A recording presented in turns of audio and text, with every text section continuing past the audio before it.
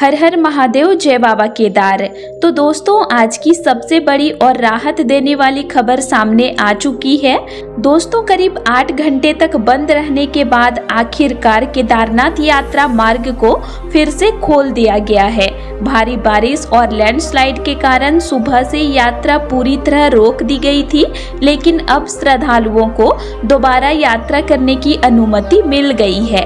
अब सवाल यह है कि क्या पूरा रास्ता पूरी तरह सुरक्षित हो गया है? क्या सभी श्रद्धालुओं को यात्रा करने दी जा रही है? किन किन शर्तों के साथ यात्रा शुरू हुई है? घोड़े खच्चर की सेवा चालू है या नहीं? और अभी केदारनाथ धाम का मौसम कैसा बना हुआ है? इन सभी सवालों के जवाब मैं आपको इस वीडियो में विस्तार से देने वाली हूँ, इसीलिए वीडियो को आखिर तक जरूर देखिए, ताकि अगर आप भी केदारनाथ यात्रा पर आने वाले हैं तो बिना किसी परेशानी के सुरक्षित तरीके से अपनी यात्रा पूरी कर सके। तो चलिए दोस्तों, अब जानते हैं कि आखिर 8 घंटे बाद केदारनाथ यात्रा मार्ग कैसे खोला गया और पूरे दिन यहाँ स्थिति क्या क्या बनी रही। तो दोस्तों, जैसे कि आप सभी को पता है कि बीती रात केदार घाटी में लगातार तेज बारिश होती रही। रात भर बारिश होने की वजह से सुबह होते ही गौरी कुंड के ऊपर वाले क्षेत्र में भारी लैंडस्लाइड हो गया। पहाड़ से बड़े बड़े पत्थर, मिट्टी और मलबा सीधे यात्रा मार्ग पर आ गया, जिससे रास्ता पूरी तरह बंद हो गया। श्रद्धालुओं की सुरक्षा को देखते हुए प्रशासन ने सुबह से ही यात्रा रोक दी। किसी भी श्रद्धालु को गौरीकुंड से आगे ट्रैक शुरू करने की अनुमति नहीं दी गई। आप लोग वीडियो में साफ देख सकते हैं कि सुबह से ही हजारों श्रद्धालु सोनप्रयाग और गौरीकुंड में रुके हुए थे। कोई सड़क किनारे बैठा था, कोई अपने परिवार के साथ इंतजार कर रहा था, तो कोई समूह बनाकर यात्रा मार्ग खुलने की जानकारी का इंतजार कर रहा था। सभी की निगाहें सिर्फ एक ही खबर पर टिकी थी कि आखिर रास्ता कब खुलेगा। दूसरी तरफ प्रशासन, पुलिस, SDRF और स्थानीय कर्मचारी लगातार मौके पर डटे हुए थे। सुबह से ही मलबा हटाने का काम बिना रुके जारी रहा। आप लोग वीडियो में देख सकते हैं कि मजदूर और प्रशासन की टीमें सभी मिलकर बड़े बड़े पत्थरों को नीचे खाई की ओर गिरा रहे हैं। कई विशाल चट्टानों को तोड़कर नीचे की तरफ गिराया जा रहा है, ताकि रास्ता दोबारा सुरक्षित बनाया जा सके। यह काम बिल्कुल आसान नहीं था, लेकिन पूरी टीम लगातार मेहनत करती रही। करीब 8 घंटे की लगातार मेहनत के बाद आखिरकार प्रशासन ने यात्रा मार्ग को पैदल यात्रियों के लिए खोलने का फैसला लिया। जैसे ही यह सूचना श्रद्धालुओं तक पहुंची, पूरे क्षेत्र में खुशी का माहौल बन गया। लोगों के चेहरे पर राहत साफ दिखाई देने लगी।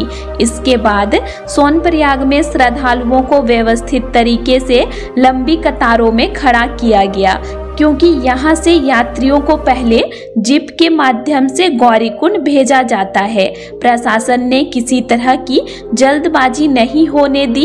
एक एक बैच में श्रद्धालुओं को वाहनों में बैठाया गया और सुरक्षित रूप से गौरीकुंड पहुंचाया गया। गौरीकुंड पहुंचने के बाद भी यात्रा पूरी तरह नियंत्रित तरीके से शुरू कराई गई।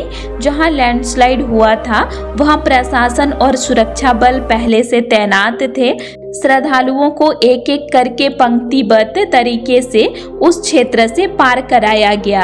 किसी को भी भीड़ लगाने या रुकने की अनुमति नहीं दी गई।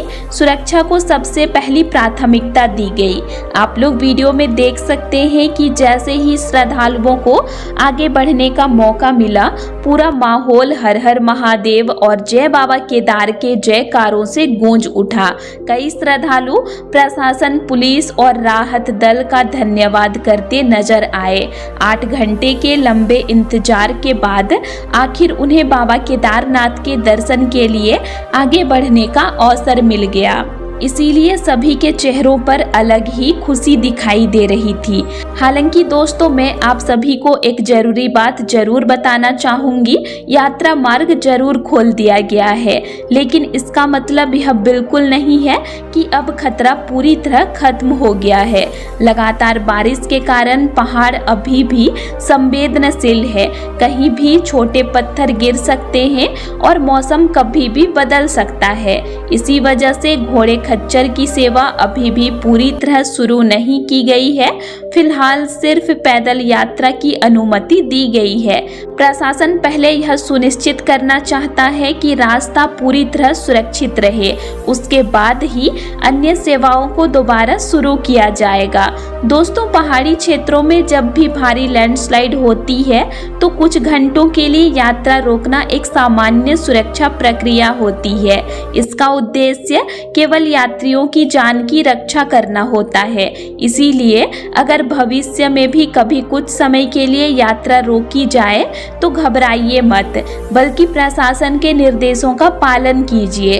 अगर आप अभी हरिद्वार, ऋषिकेश, सोनप्रयाग या आसपास रुके हुए हैं तो आप यात्रा जारी रख सकते हैं, लेकिन पूरी सावधानी के साथ। अपने साथ ट्रेकिंग शूज, रेनकोट, छाता, गर्म कपड़े, सूखा नाश्ता, पानी और जरूरी दवाइयाँ जरूर रखें। पहाड़ी मौसम का कोई भरोसा नहीं होता, कुछ ही मिनटों में तेज बारिश शुरू हो सकती है।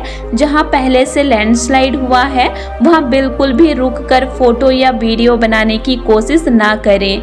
ऐसे स्थानों को जितना जल्दी हो सके पार करें। रास्ते के पहाड़ वाले हिस्से से दूरी बनाकर चलें और प्रशासन जहां रुकने या आगे बढ़ने के लिए कहे उन्हीं निर्देशों का पालन करें।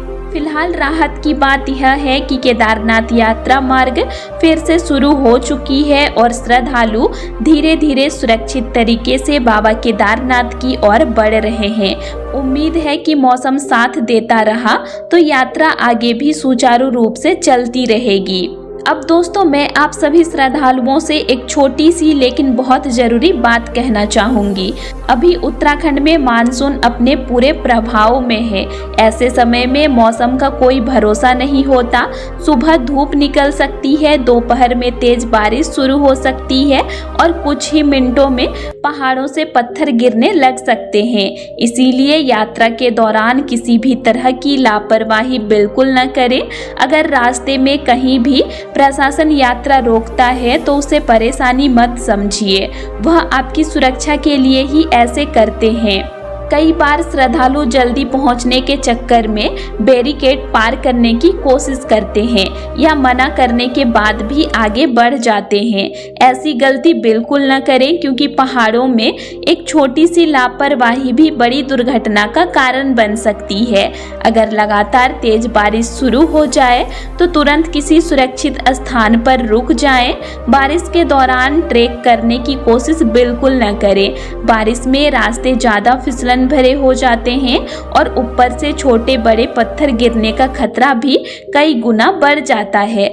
मौसम थोड़ा सामान्य होने के बाद ही आगे बढ़ें। जिन श्रद्धालुओं के साथ छोटे बच्चे या बुजुर्ग हैं वे विशेष सावधानी रखें। यात्रा के दौरान बार बार आराम करें, पर्याप्त पानी पीते रहें और जल्दबाजी बिल्कुल न करें।